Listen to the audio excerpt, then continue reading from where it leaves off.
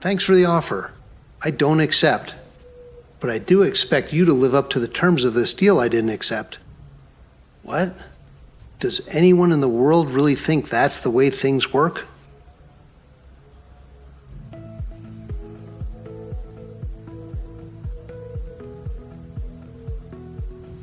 Welcome back, and thank you for wanting to know the facts and the truth. What's going on in the Israeli-Palestinian conflict is big. You can't miss it on the news. You can't miss it on college campuses, and you really can't miss it online. But what are the facts? Why is this happening? That's what we're here to answer. Our approach is to examine the major themes and focus on the important events that help you make sense of what's happening today. We care about knowing the truth. We also care about the basic human right to live in peace. We care about ending the suffering. We care about finding justice. And we think you're here because you do too. The only path for us then is to go after the facts and be open to what they show us. Life can be beautiful without hatred, violence, and war, and maybe the way there starts with better understanding each other. Better understanding the Jewish people, the Palestinian people, the history of their conflicts and past peace efforts, and some of the major issues standing in the way of forging real peace. What the Hell is Going On in Gaza is a 9-part series made up of 30 episodes, each designed to help you understand a different but important part of the picture. As part 3 of our series continues, we stay focused on the question, how did we get here? To do that, we'll look back on the significant events that really shape the dynamics of what we're seeing today.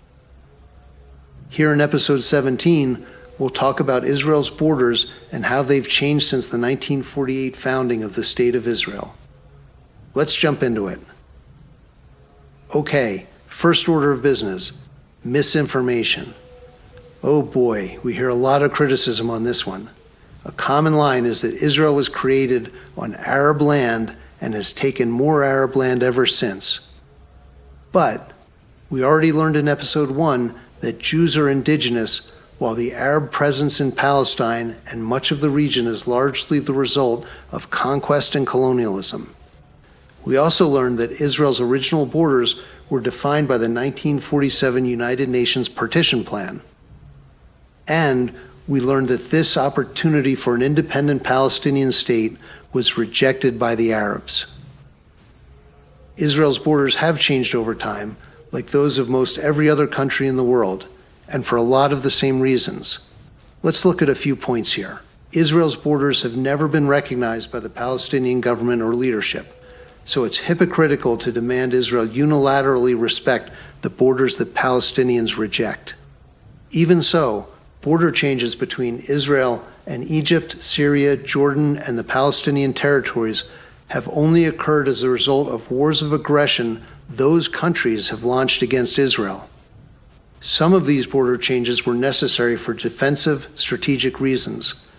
When security was no longer a principal concern, Israel gave back the land it captured during these wars in exchange for peace. For example, Israel's return of the entire Sinai Peninsula to Egypt. Security can't be taken lightly. Dr. Martin Luther King Jr. was a strong, longtime supporter of Israel. He recognized that security was critical to Israel's survival when he said, quote, "Peace for Israel means security, and that security must be a reality." The UN partition plan borders left Israel vulnerable for attack, and that's exactly what happened. One example is the Golan Heights, which lies between Israel and Syria and provides a significant strategic vantage point.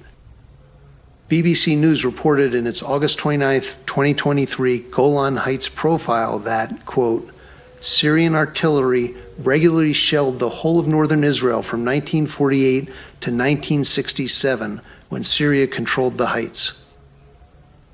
After Israel was attacked in 1967, it won the war and captured this territory from which it had been repeatedly attacked by Syria.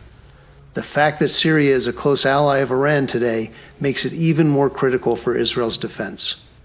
The border area between Israel and Syria, as seen from the Golan Heights, it does give you a sense of the strategic military importance of the Golan Heights. Another example is the Sinai Peninsula, which Israel also captured in the 1967 Six-Day War. Significantly, Israel returned the entire Sinai Peninsula to Egypt as soon as the two countries made peace in 1982. Israel also captured the West Bank and Gaza in the same war.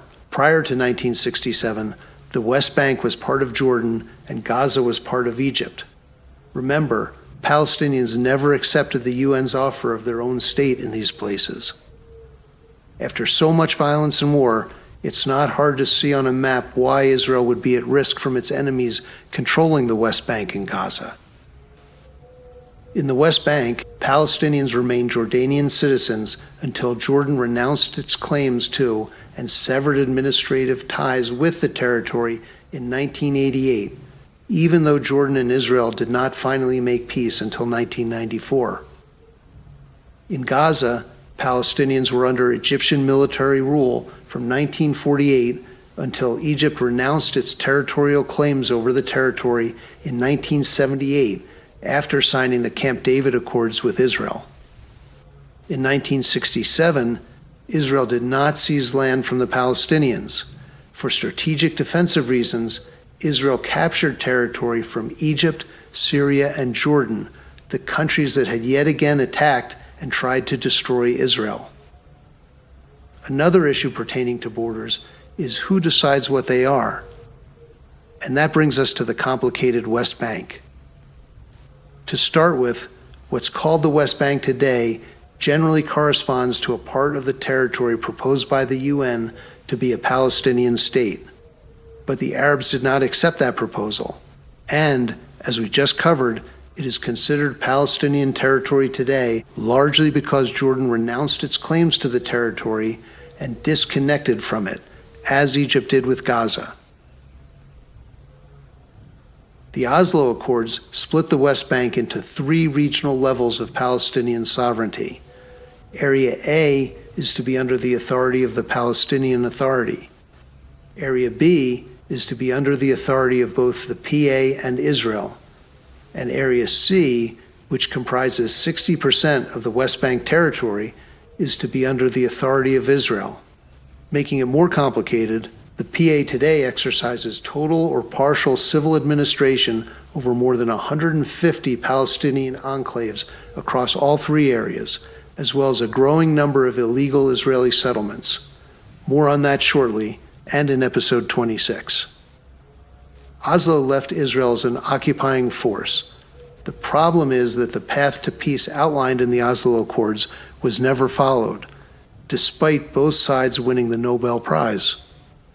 Palestinian leadership reneged on its promises and launched yet another wave of terrorism against Israel. Hamas played a large role in that violence. But our main point here is that the patchwork administration of the West Bank does not work when there is no path to peace. Palestinians enact campaigns of violence against Israelis, and Israelis question why they need to respect the borders and limitations established in an agreement that the Palestinians rejected, and both sides grow to resent each other more. One manifestation of this is the problem of illegal Israeli settlements. These are especially problematic because much of the world, despite the history and despite the Oslo Accords, simply accepts that the entire West Bank and Gaza are Palestinian land and deems Israel a brutal occupying force. Unfortunately for Israel, it feeds this negative perception by allowing more Israeli settlements to be built in the West Bank. This is the overreach of Israel's right-wing extremists, whose expansionist goals are to take the West Bank and Gaza from the Palestinians. The Israeli government should not tolerate or support such settlements. We'll talk about this more in episode 26. This is all a complicated history for sure. In some aspects, it's very messy, but the facts simply do not support the claim that the land of Israel belongs to the Arabs. Lastly, let's debunk a myth that's all over the internet. You've probably seen this image of 4 maps together showing progressively shrinking Palestinian lands. It's full of lies. Here, Palestinian Authority Chairman Mahmoud Abbas holds the highly misleading map as he speaks in Ramallah in opposition to U.S. President Trump's peace plan in 2020. And here are the facts. No nation of Palestine had ever existed, so clearly the 1946 map is wrong. The green shading is also wrong because it was not Palestinian-owned land. At least 50% was public land, owned by the British government. The 1947 map is wrong because the Arabs never accepted the UN partition plan. Those alleged borders never existed. The 1967 map is wrong because the Palestinians never owned that land. It belonged to Egypt and Jordan. The 2013 map is wrong because the white area of the West Bank is not Israeli land. It is disputed and subject to negotiations between Israel and the PLO under international law. This concludes part 3 in our series, so let's recap what we learned in these 6 episodes. We learned that Palestinians faithfully chose the path of violence and intransigence instead of compromise over 100 years ago in response to the growing number of Jews returning to their ancestral homeland. We learned that the United Nations partition plan of 1947 offered Jews and Palestinians each their own state, but only the Jews accepted. We learned that the Arabs had no interest in a two-state solution. They immediately launched a war against Israel, seeking its destruction. We learned that Palestinians who left the region during that war left for a variety of reasons, but responsibility for their remaining refugees all these decades later lies with their leadership and the United Nations. We learned that Palestinians and surrounding Arab nations never stopped attacking Israel. We learned about the situation with Israel's borders, the historical facts and complications, and the truth that disproves much of the misinformation spread online.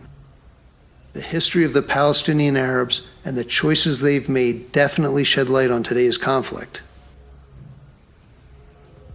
Thanks for watching episode 17 and part 3 of our series, What the Hell is Going On in Gaza?